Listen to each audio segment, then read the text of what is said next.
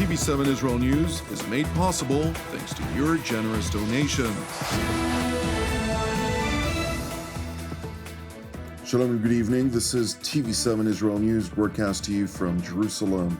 And in today's top stories, Israel inches closer to achieving its military objectives within the limited mandate that was granted to the IDF. Ayatollah Ali Khamenei's top advisor travels to Damascus and Beirut as the Islamic Republic of Iran seeks to preserve its interests amid back-channel diplomacy aimed at ending the war in Lebanon. The Christian Lebanese Force's party leader, Samir Geagea, calls for the implementation of the Taif Agreement, which focuses on the disarmament of Hezbollah.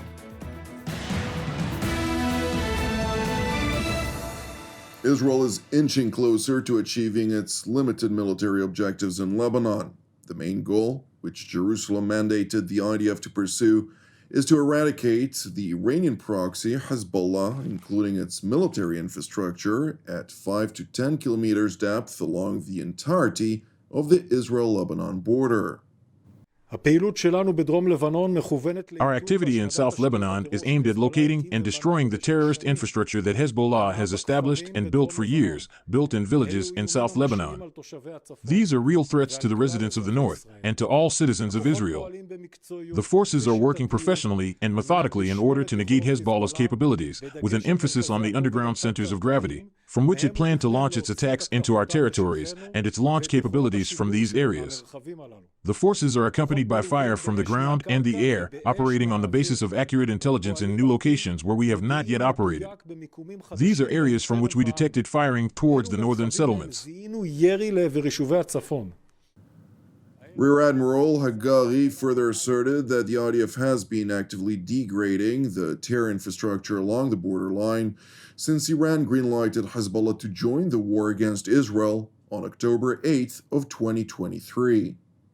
From the start of the war, our forces operated in the village of Kila, as well as in other villages in the territory of southern Lebanon, and during the ground maneuver they uncovered and destroyed dozens of additional underground infrastructures, hundreds of Hezbollah military buildings, and hundreds of launchers, weapons, and combat equipment belonging to Radwan terrorists.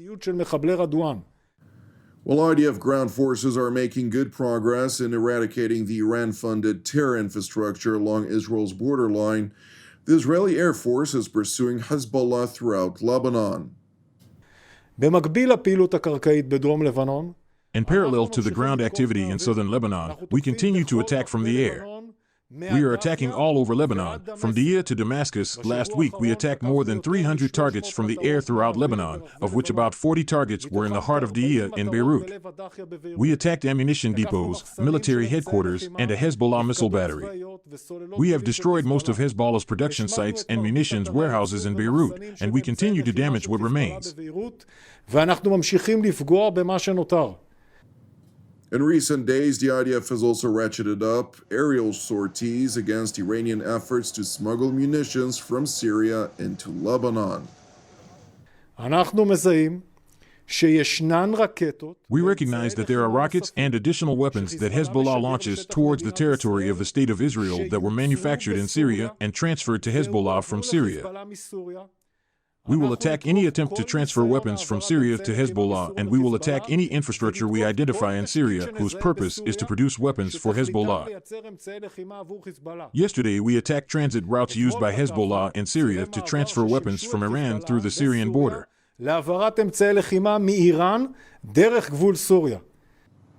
Meanwhile, senior advisor of Ayatollah Ali Khamenei, Ali Larijani, arrived in Beirut this morning after a one-day stop in Damascus. During his visit to the Lebanese capital, the senior Iranian official, whose country effectively commands Hezbollah's terror operations against Israel, that after its proxy effectively lost all of its senior leadership in Lebanon, met with the leader of the Shiite Amal movement and Lebanon's parliament speaker, Nabi Berri, who's been spearheading negotiations with the United States, France, and Israel, albeit indirectly, at Hezbollah's behalf.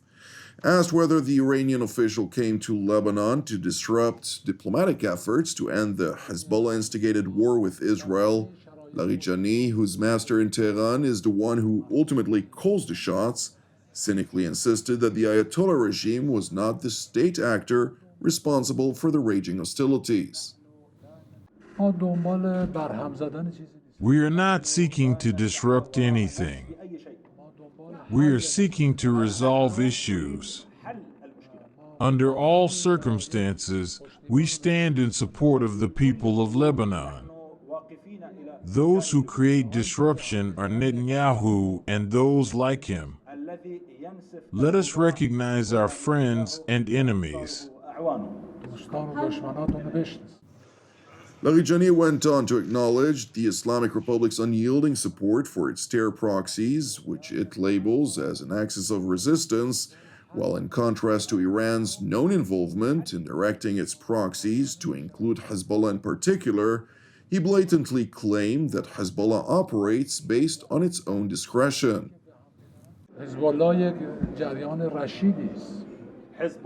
Hezbollah is a wise movement, and the people of Lebanon are also a wise nation.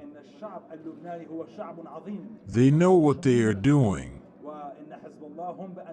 We support the axis of resistance under all circumstances, but they themselves know what actions they need to take. It is important to note that the Biden administration is spearheading an outline aimed at reviving UN Security Council Resolution 1701, in which it seeks to also involve Russia, which maintains significant influence in Syria, to establish guarantees that will prevent Iranian smuggling of munitions into Lebanon. Meanwhile, in Beirut, the Christian Lebanese Forces Party leader, Samir Geagea, said in an interview that if the cost paid by Hezbollah has significantly diminished its power, the so-called Taif Agreement of October 1989, which sought to dismantle local militias and hand over exclusive power to the Lebanese state, could be implemented and end Iran's hold over Lebanon. إذا بدك اللي عم بصير هلا هو الخيار الأخير اللي طرحتيه يعني وكأنه في البعض ناطرين. What is happening now is the last resort, as if some people are waiting for Israel to have destroyed everything, and with the destruction of all of Hezbollah's infrastructure and its warehouses, a big part of Lebanon is also being destroyed. That is the price. We should not wait for this. The best solution and the shortest solution to this is for Hezbollah, after everything happened, should contact the Lebanese state, especially if you take into consideration that they have a majority in this government not just by one or two voices. They should say, that's it, we implement Taif Agreement and the international resolutions, 1559, 1680, 1701. That is the shortest way to end the war. The least costly way for Lebanon and for the Lebanese people is this way. The Christian Lebanese Forces Party leader continued by pushing back at the Iranian narrative, which is parroted by Hezbollah and its local supporters, that Israel is seeking to reoccupy Lebanon. The new military doctrine of Israel is not to go in and stay. They go in, destroy their enemy, and then get out. If the enemy goes in, they go back in and destroy. Now the second phase, I don't know how long it will continue, but we will end with another row of villages deeper into Lebanon being destroyed like in the first phase, and their people displaced. Samir Geagea also addressed rising concerns over prospects of civil war erupting in Lebanon after the Iran-directed war between Hezbollah and Israel ends.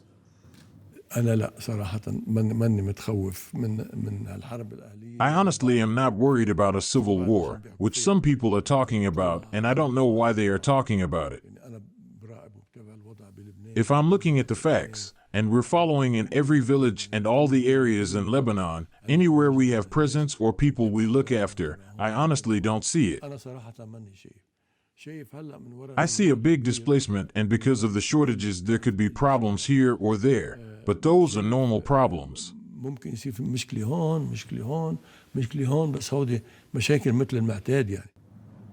Returning to Israel, where IDF spokesman Rear Admiral Daniel Hagari gave an update on the latest regarding the Gaza Strip, where the battle to eradicate the Islamist Hamas terror organization rages on.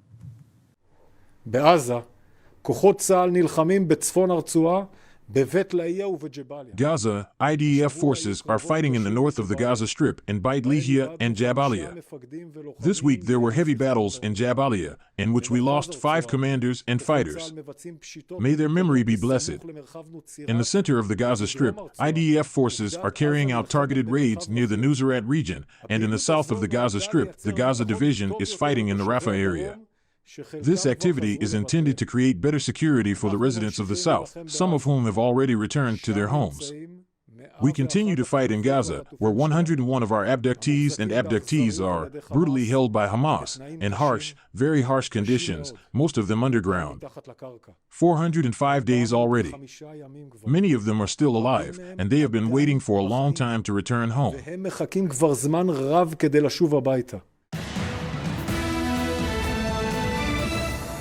Thank you for watching TV7 Israel News. I would like to initially highlight that TV7 Israel is a 100% donation-based ministry. Therefore, if you're blessed by our programs and are able to help us fund the productions, we would deeply appreciate your help. You can donate via our website at www.tv7israelnews.com. I would also like to thank all of you who do support TV7 Israel, since your proactive support allows us to continue producing our daily updates. Separately, as ever, I would like to encourage you, pray for the peace of Jerusalem and salvation of Israel. I'm Jonathan Hassan, wishing you a Shabbat Shalom u'Mevorach, and God willing, we will see you during our next update. Until then, Shalom from Jerusalem.